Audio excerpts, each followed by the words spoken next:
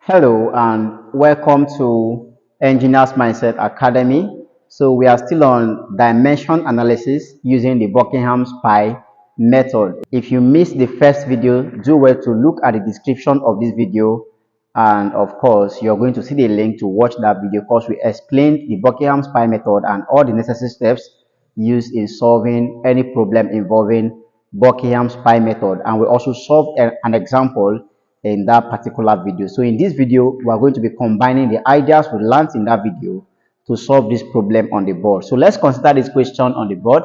Question says the pressure difference change in P in a pipe of diameter D and length L due to a turbulence depends on the velocity V, viscosity mu, density rho, and roughness K.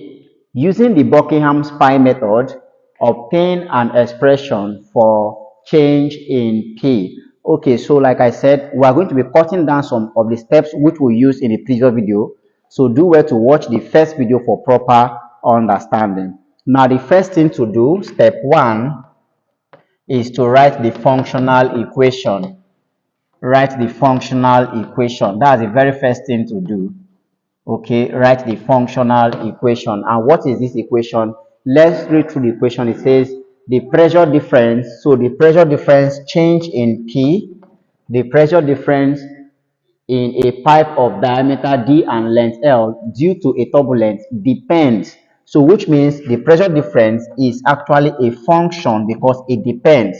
It's a function, depends on the velocity V, depends on the viscosity mu, depends on the density rho, and roughness K.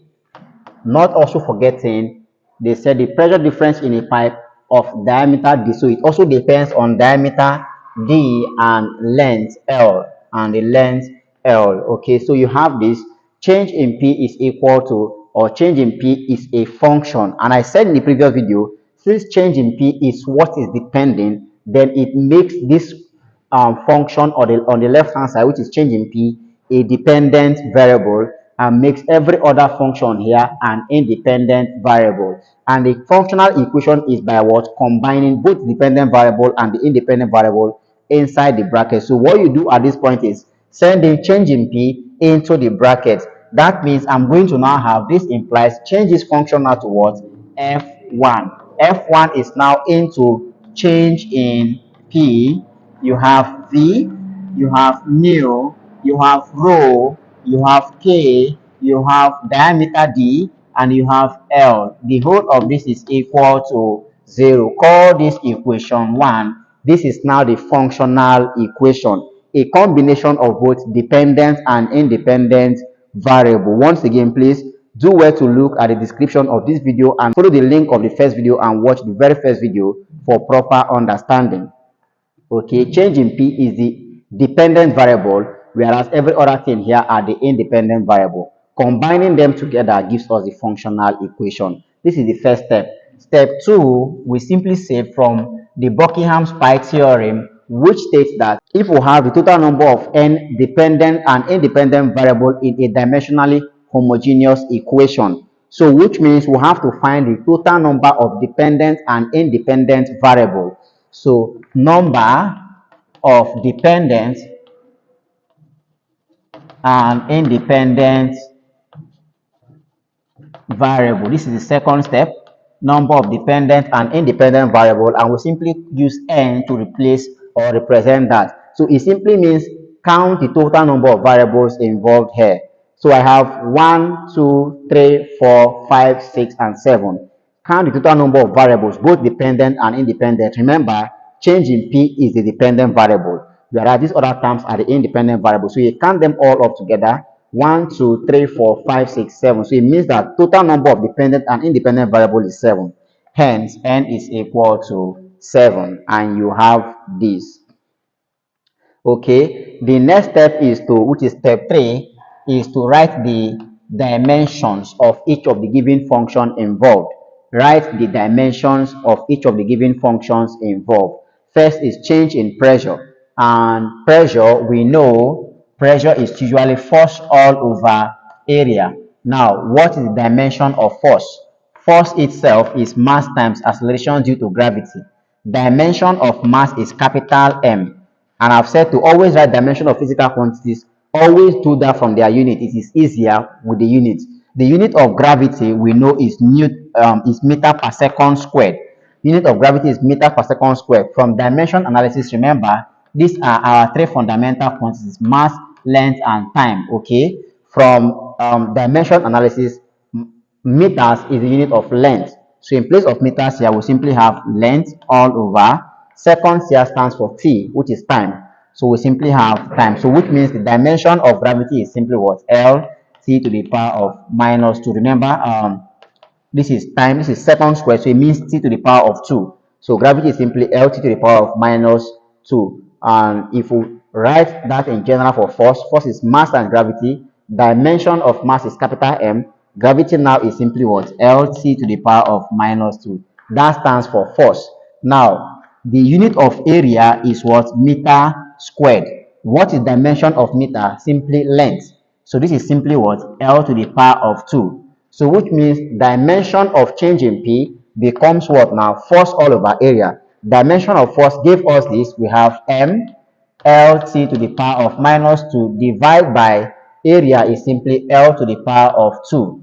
So from here, one of the L cancels one L here, which means I have M t to the power of minus 2 all over. I am left with simply 1L here. And if I rearrange this equation, I'm going to have M, send L up, it becomes L to the power of minus 1, t to the power of minus 2. So this stands for the dimension of change in pressure. So change in pressure, dimension of change in pressure is simply what?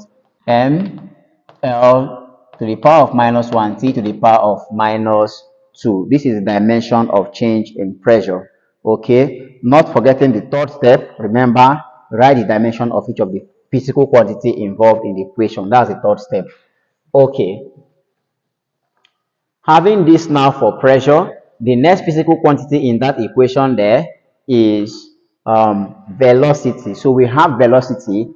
Velocity, the unit of velocity is what? Meters per second. Always the easier way to write dimensions of physical variables is from their units.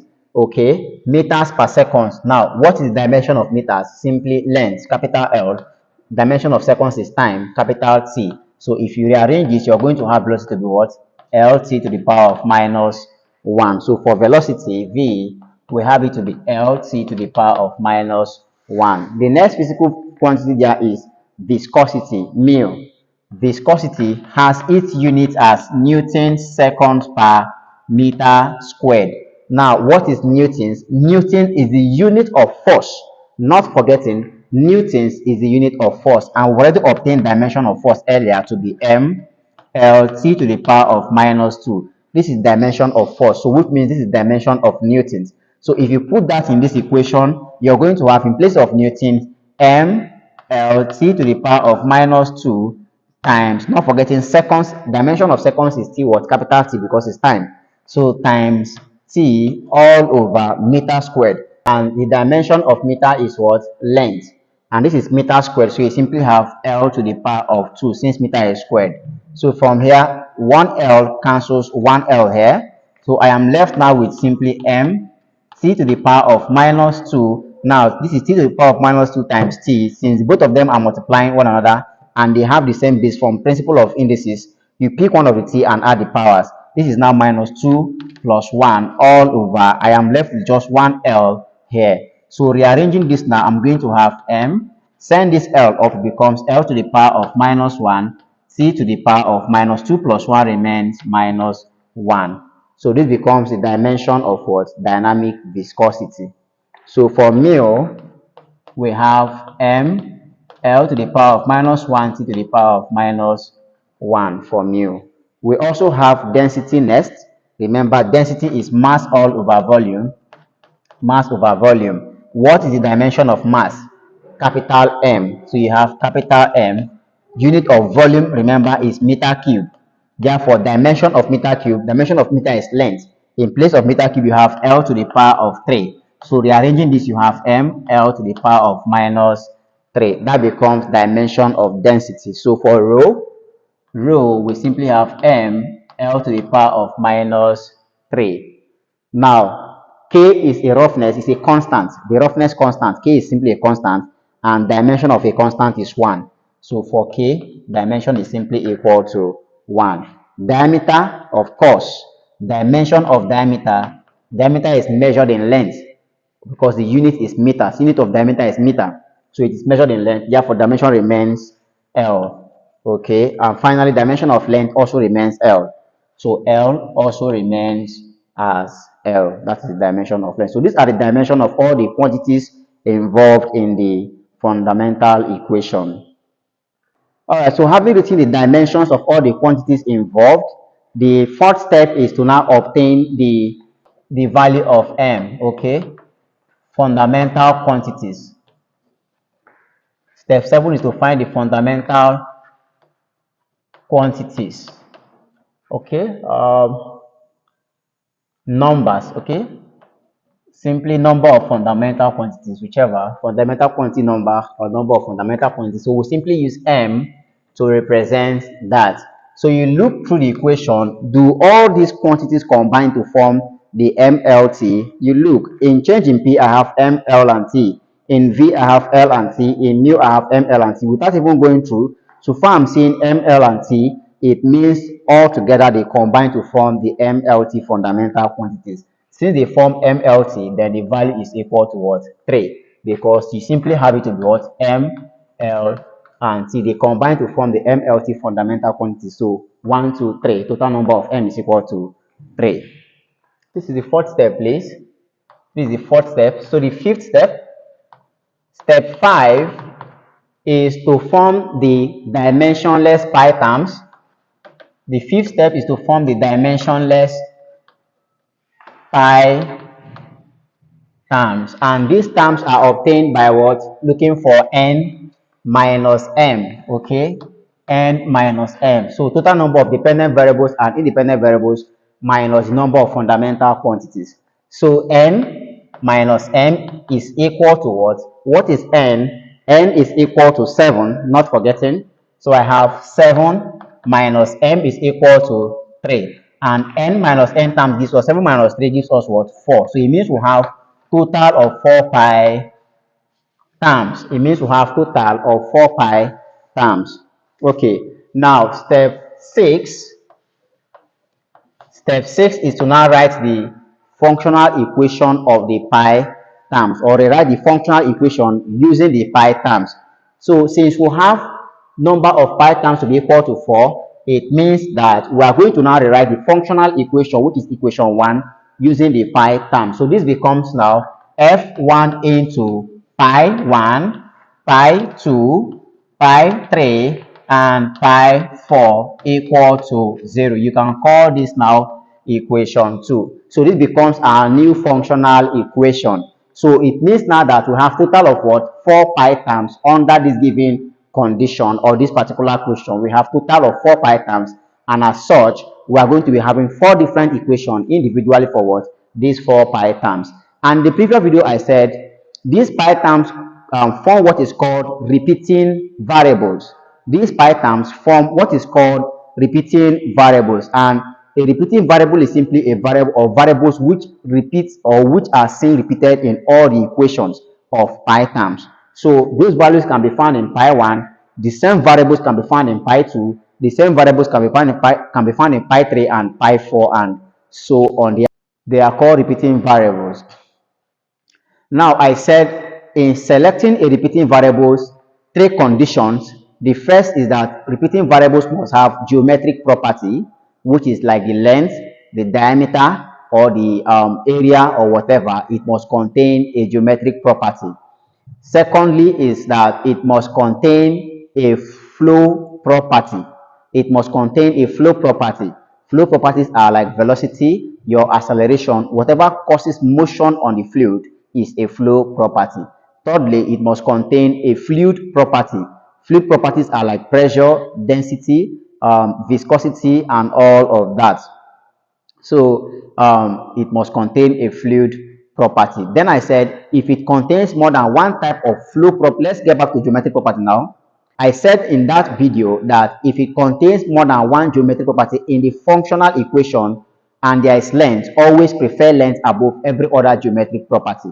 So if in an equation I have length, I have height, I have diameter, I will always go with length ahead of diameter. If length is among, I will always go with length. Secondly, I said in the flow property, if I have velocity, I have acceleration due to gravity, and I have any other flow property, always prefer velocity ahead of the other flow properties.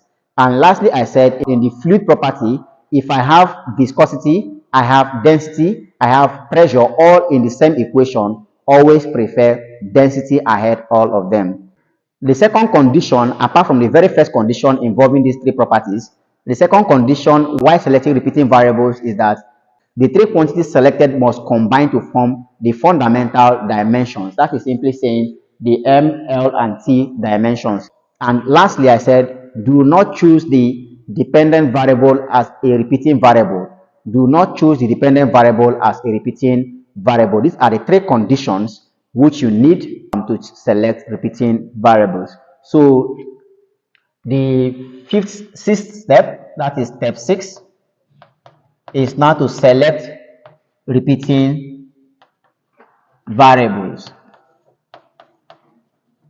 Select repeating variables. So remember, the variables must be one, it must contain a geometric property. So you move to the functional equation. This is our functional equation. I have length is a geometric property, diameter is a geometric property. These are the two geometric properties we have there, and I always say prefer length amongst every other geometric property. So we have length to be the first geometric property. The second repeating variable must contain a flow property, okay? Must contain a flow property. So flow properties are like velocity and acceleration. Here I have velocity, okay? There is no acceleration here, so automatically velocity becomes the flow property. And finally, okay, this repeating variable must contain a fluid property. We have change in pressure, we have density. Now we have viscosity as well. Mind you, change in pressure is the dependent variable, and I said do not choose the dependent variable as a repeating variable. So we are going to now keep this aside and work with just this part of the equation. We don't touch the dependent variable, we don't choose them as a repeating variable, so you keep them. Now the only fluid property we have here are viscosity and density, and I said always prefer density ahead of viscosity. So it means we are going to choose what? Density. Now let's try and see if they all combine to form MLT. Dimension of length still remains length, as can be seen here.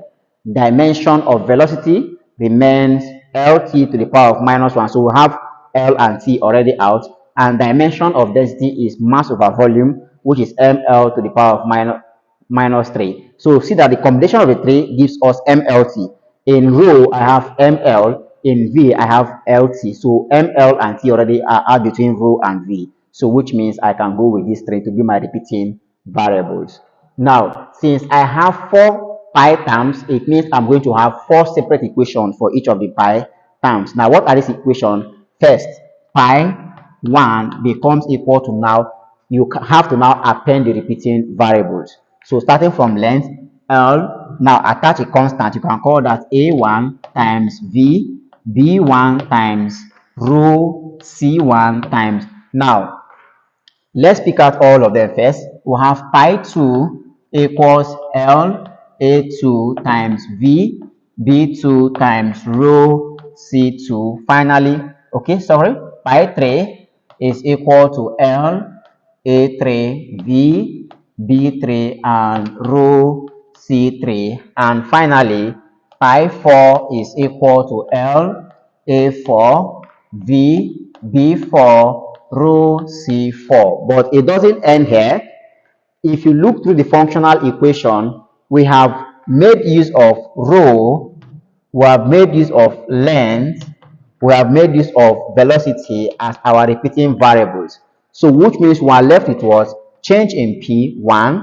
We are left with viscosity, 2. We are left with K, which is roughness factor, and we are left with, that's 3. We are left with diameter, which is 4. So each of these terms that are left, we have to pick them one after the other and append them to each of the equations. Okay, so we can start with change in P. Simply attach change in P to pi 1, so times change in P. Now the order doesn't really matter. You can also choose to attach change in P to what? Pi 4 or any of the equation at all. It doesn't really matter. So you can call this equation x1. Okay, now, since we've used change in P, the next remaining term there is we have mu, which is viscosity. Viscosity is also left, so you can simply append viscosity to what? Equation 2. Append mu here. So this is equation star 2. Also, we have K left, so still attach K over here. Okay, simply attach K here. Call this equation x3. And finally, we have diameter d left. So that will be for equation 4. Simply append d. This is x4. So you have these 4 equations for pi. Okay, so we simply employ the principle of dimensional homogeneity to solve for pi 1, pi 2, pi 3, and pi 4. It's as simple as this. So let's start with pi 1.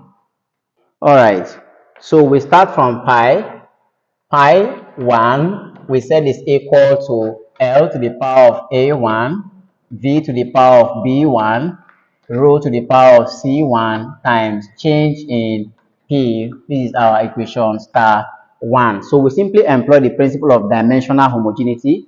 And in the previous video, I explained that pi 1 is a constant. Of course, you cannot find the dimension of a constant. Dimension of a constant is automatically 1. But I said there are other ways of writing 1. 1 can either be m to the power of 0, L to the power of 0, and C to the power of 0. Reason being that m to the power of 0 is 1 times L to the power of 0 is 1 times T to the power of 0 is also 1. And 1 times 1 times 1 still gives you what? 1. So dimensionally, the dimension of any dimensionless quantity is simply what? 1. And it can be written as this. So in place of pi, we simply write m to the power of 0, L to the power of 0, C to the power of 0, and this is equal to dimension of L still remains L, as can be seen here.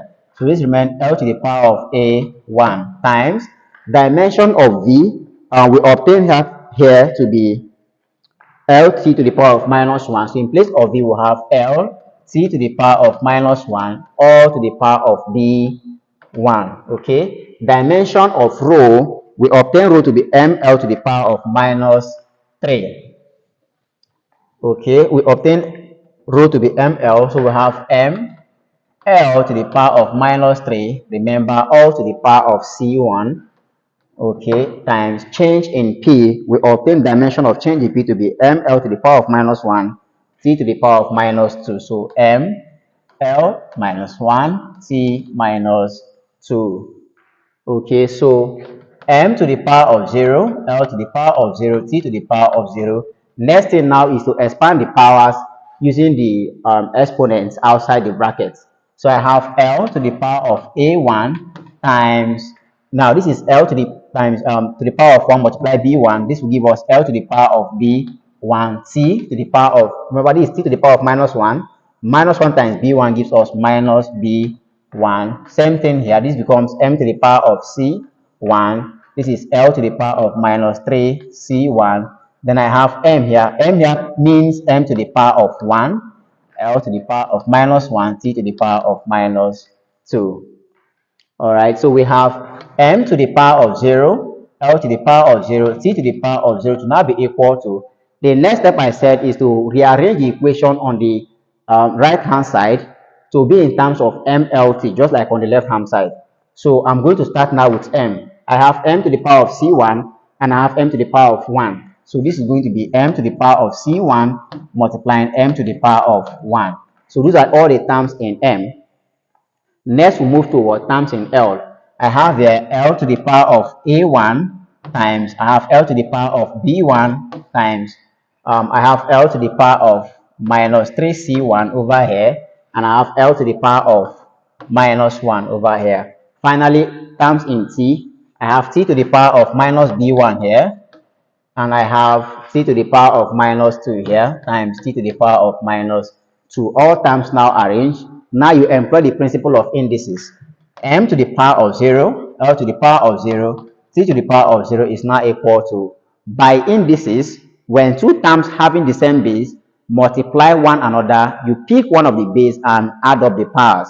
So I have m to the power of c1 multiplying m to the power of 1. You pick one of the base m, add up the power. So it becomes c1 plus 1 times, next is l, same thing, add up the powers. I have a1 plus b1 minus 3c1 minus 1. And finally for t, add up the powers, I have minus b1 minus 2 for t. So notice now that both the left hand side and the right hand side are now in terms of NLT.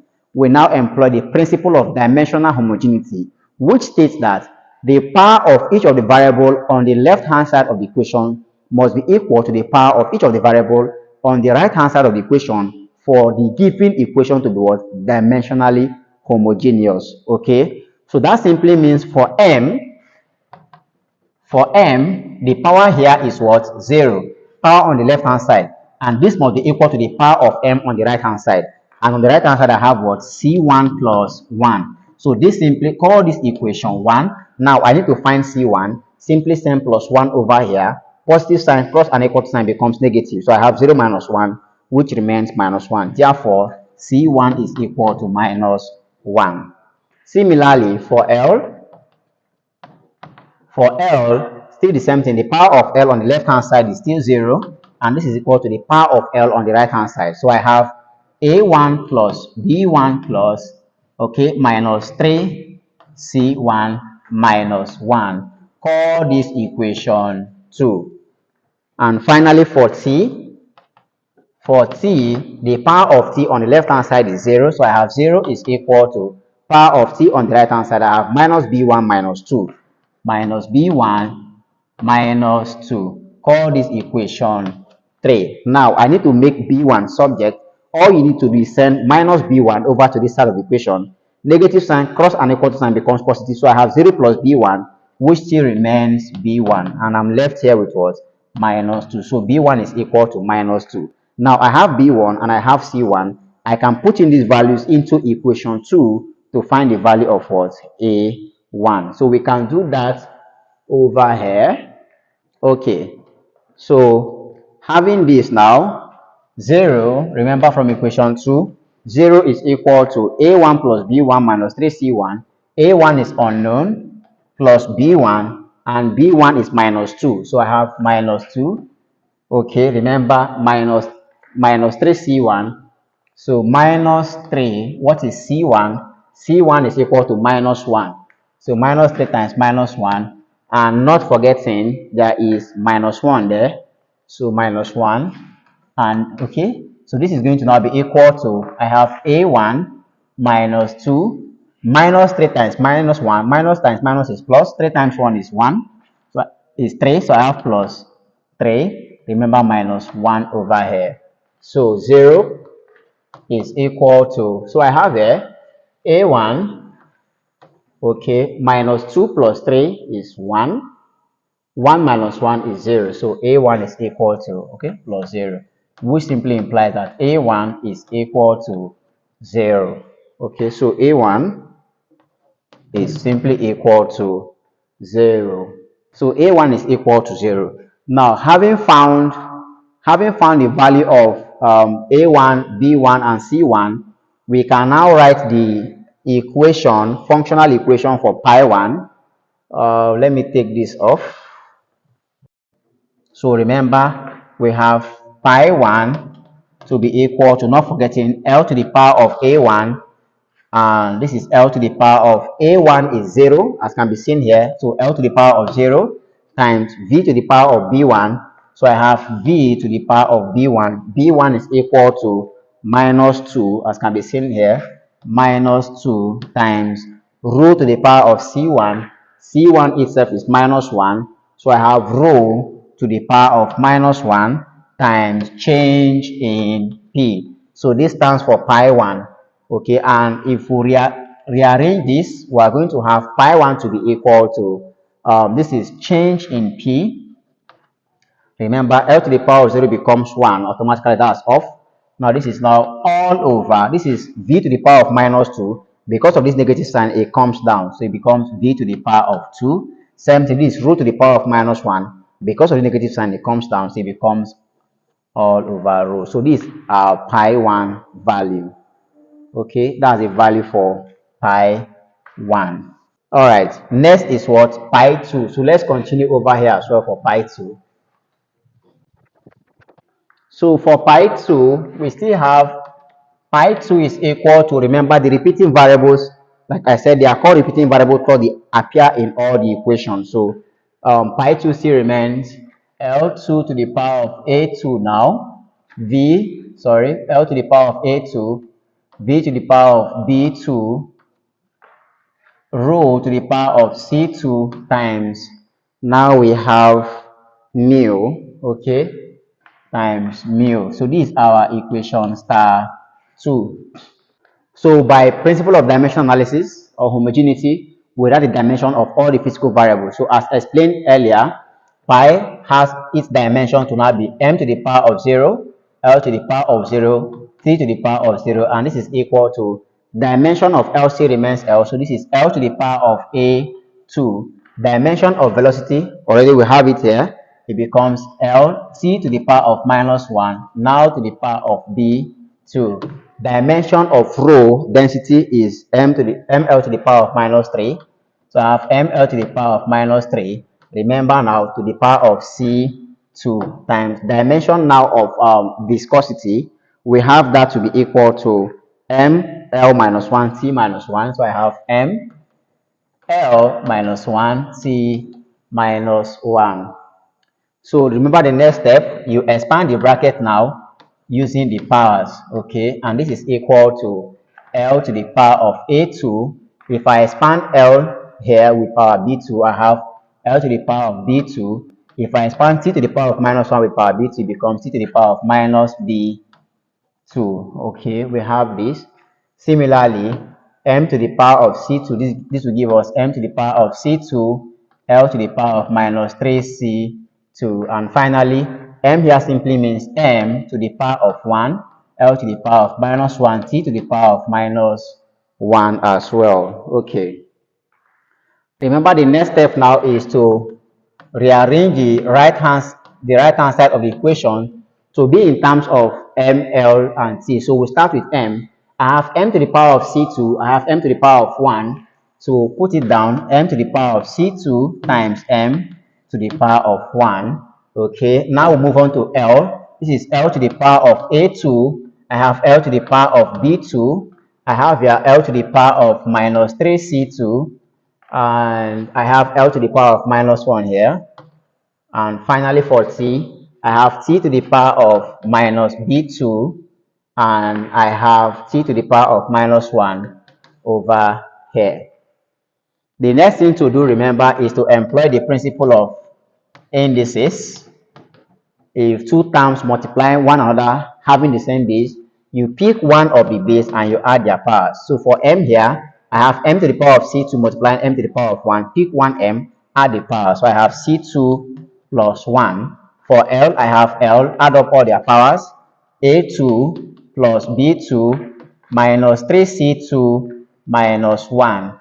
And finally for t, add up the powers. I have minus b2 minus 1. Now, from the principle of dimensional homogeneity, we said that the sum of the powers of each of the variables on the left-hand side of the equation must be equal to the sum of the powers of each of the variables on the right-hand side. So we start with m. For m, the power of m on the left-hand side is 0. So we have 0 is equal to power of m on the right-hand side remains c2 plus 1. Call this equation 1. We need to make c2 subject, simply send plus 1 over here. Positive sign cross an equal to sign becomes what? Negative. So I have 0 minus 1, which remains minus 1. So this simply implies that c2 is equal to minus 1. Next is for L. For L, the power of L on this side is 0. Power of L on the right hand side remains A2 plus B2 minus 3C2 minus 1. Call this equation 2. Finally, for T, the power of T on the right hand side is, on the left hand side is 0. So I have 0 is equal to power of t. On the right hand side, I have minus b2 minus 1. So minus b2 minus 1. Now I need to, okay, call this equation 3. I need to make b2 subject. All you need to do is send minus b2 over to this side of the equation. Negative sign cross and equal to sign becomes positive. So I have 0 plus b2, which remains b2, and this is equal to what I have here left is minus 1. So b2 is minus 1, c2 is minus 1. Putting these values into equation 2 to obtain the value of a2. We can do that over here. So we have 0 to be equal to, remember equation 2, a2 plus b2 minus 3c2. What is a2? Unknown. a2 plus b2, b2 is minus 1, so it becomes minus 1 minus 3c2. Okay, c2 itself is minus 1,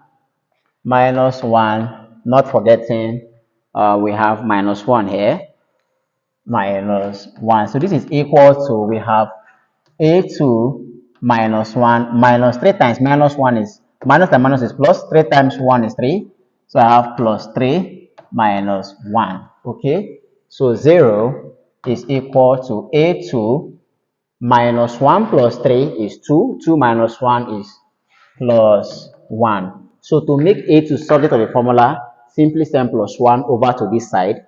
Positive side sign cross and equal to sign becomes negative. So I have 0 minus 1, which remains minus 1. So this simply implies that a2 is equal to minus 1. So a2 is equal to minus 1, c2 is minus 1, and b2 is minus 1. So we can now write the fundamental equation for pi 2, having found the values of a2, b2, and c2. So pi 2 becomes, now remember, l to the power of a2. This is now l to the power of a2, and a2 is minus 1. So l to the power of minus 1 times v to the power of b2. b2 also is minus 1. So I have v to the power of minus 1 times rho to the power of c2. c2 also is minus 1. So I have rho to the power of minus 1 times mu, okay? Times mu. All right, so combinedly, this will now be equal to mu all over, because of these negative signs, you have all over L, V, and rho. So this is the value of pi 2. So that becomes the functional equation for pi 2. We have this for pi 1. Okay. Now we are done with pi 2. We repeat the same procedure for pi 3. Alright, so for pi 3, we have pi 3 to be equal to, see, repeating variables, L to the power of A3 now, V to the power of B3, rho to the power of C3, and multiply by K. This is equation X3, okay, multiply by K, yep.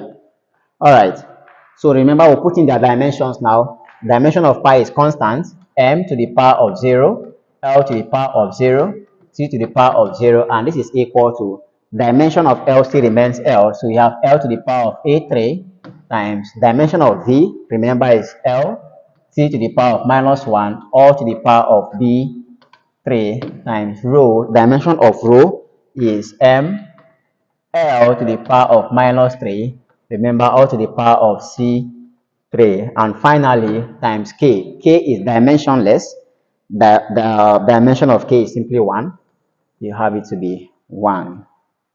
Okay, so m to the power of 0, L to the power of 0, t to the power of 0 is now equal to, we expand each bracket with the powers.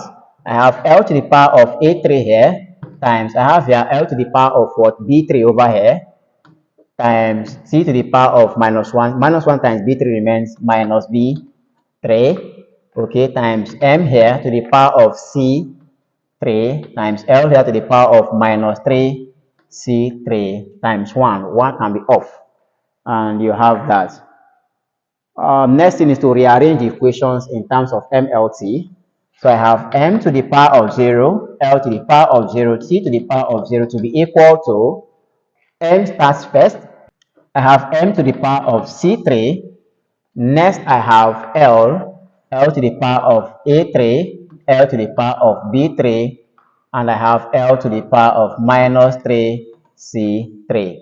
Finally, for T, I have just C to the power of minus B3. We have something like this. And we simply employ the principle of dimensional homogeneity. So for, okay, we simply employ the indices first, sorry. We employ the indices rule first. So m to the power of 0, L to the power of 0, T to the power of 0 becomes, I have just one m here, so it still remains mc to the power of 3. Now for L, pick one of the L and add up their powers. I have A3 plus B3 minus 3C3. Okay, that's all. And for T remains minus B3. Next, now you employ the principle of dimensional homogeneity. So for M, 0 is the power here, must be equal to all the power of M here. You have C3. So this simply implies that C3 is equal to 0. For L, 0 is the power of L here, and that's equal to the power of L on the left hand side, on the right hand side. So I have A3 plus B3 minus 3C3. Call this equation 2. And finally for T, I have power of T on the left hand side is 0, and this is equal to the power of T on the right hand side, which is minus B3 minus B3. So this simply implies that B3 itself is also equal to what? 0. So if C3 is 0, B3 is 0, if you put that into these two equations, you're also going to find that A3 is equal to 0. So A3 is simply equal to 0. And if that is the case, then pi 3 can now be formed as, remember, L to the power of A3, and A3 is 0. You have L to the power of 0. V to the power of B3. B3 is also 0, so V to the power of 0. You have rho to the power of C3, and C3 remains 0. Finally, you have K times K there. And you know that by indices, any variable to the power of 0 remains 1. L to the power of 0 is 1, V to the power of 0 is 1, rho to the power of 0 is 1. So 1 times K remains K. This simply implies that pi 3 is equal to K. So pi 3 term is actually equal to K. Alright, so finally we find pi 4. So for pi 4, it still remains repeating units L to the power of A4, V to the power of B4, rho to the power of C4, and we have D attached there, okay? Extra, so we have D. This is equation star 4.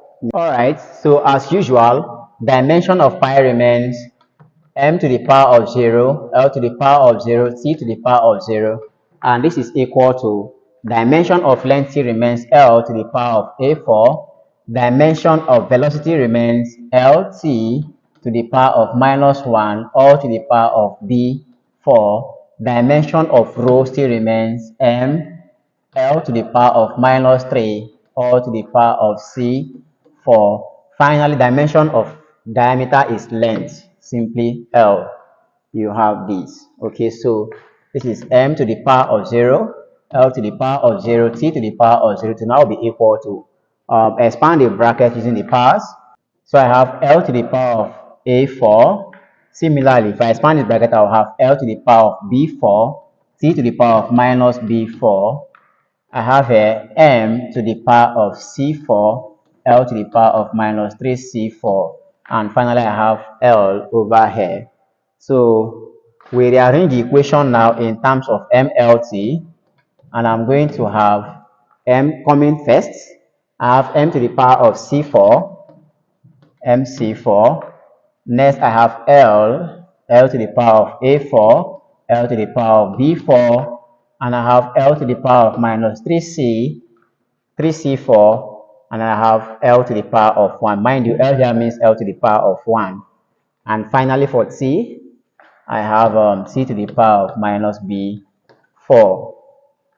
So we have M to the power of 0, L to the power of 0, T to the power of 0 to now be equal to, we employ our indices now. This still remains M to the power of C4 By indices, pick one of the terms of L and add up all the powers. So I have A4 plus B4 minus 3C4 plus 1. Of course, there's 1 here. And finally, I have C to the power of minus B4. Now we employ the principle of dimensional homogeneity. So for M, the power here is 0, and this is equal to the power of M on the right hand side, which is C4. So this simply implies that C4 is equal to 0. For L,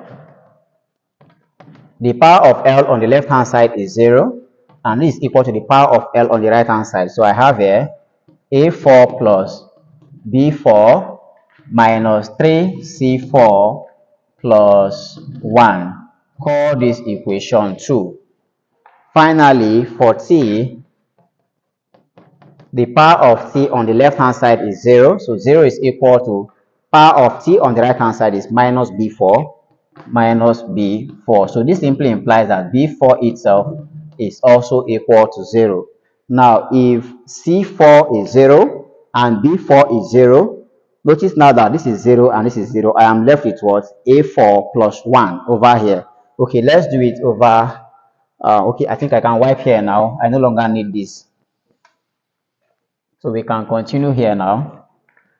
So in equation 2 now, I have 0 to be equal to A4 unknown plus B4 is 0 minus 3C4 is 0 plus 1. So this is equal to A4 0 plus 0. 3 times 0 is C0, so minus 0 plus 1. 0, 0 is off. So I have that 0 is equal to A4 plus 1. So to find A4, simply send plus 1 over to this side of the equation. This implies that A4 itself is equal to minus 1. So A4 equals minus 1. Now we know the value of A4, B4, and C4. We can now write that in place of pi. Okay, I think I have pi 4 here, so I can wipe this. So remember, pi 4 is equal to L to the power of A4, and A4 gave us 1. Sorry, A4 gave us minus 1. So this is L to the power of minus 1 times V to the power of B4, and B4 is 0. So we have V to the power of 0 times rho to the power of C4, and C4 is 0. So we have rho to the power of 0 times D. Okay, times D. So this is going to now be what?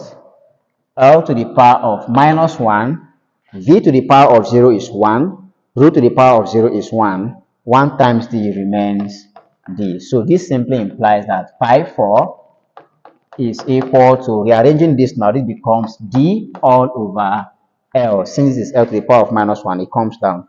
So pi 4 becomes D all over L. So we found all the functional equations for pi 1, pi 2, pi 3, and pi 4. We can now plug them back into the functional equation of the pi terms, which is f pi 1, pi 2, pi 3, pi 4. All right. So putting that into the functional equation, we have f1 into pi 1, and pi 1 is equal to what? Change in p all over v squared times rho. So we have change in p over v squared rho, comma, pi 2, and pi 2 is equal to mu all over L v rho. So we have mu over L v rho times pi 3, okay, pi 3 is there, and pi 3 is equal to k, pi 3 is simply equal to k, comma, and finally pi 4, which is d all over L, d all over L, and the whole of this is equal to 0. This is a functional equation. Now, I explained something in the previous video. Since you're asked to find an expression for change in p, of course, change in p was a dependent variable. So it's always to find an expression for the dependent variable. We have to pull change in p out of this bracket. If you pull change in p out of the bracket, you're going to have change in p all over v squared rho and this is now going to be introduce a function psi, open a bracket. Now the remaining terms in this bracket will be altered by their arrangement. The denominators will fall up to a numerator, whereas numerator will fall down to a denominator. So this becomes now LV times rho all over mu, comma, K here is supposed to be K all over 1, so it becomes now what? 1 all over K, okay, comma, then D over L simply becomes what? L all over D. You have something like this. Therefore, to find change in P, this is now equal to cross multiply V squared rho multiplies everything here. So I have V squared rho psi into LV rho all over mu times 1 all over K times L all over D. Okay, guys, so this is the expression for the change in pressure using the Buckingham's pi method.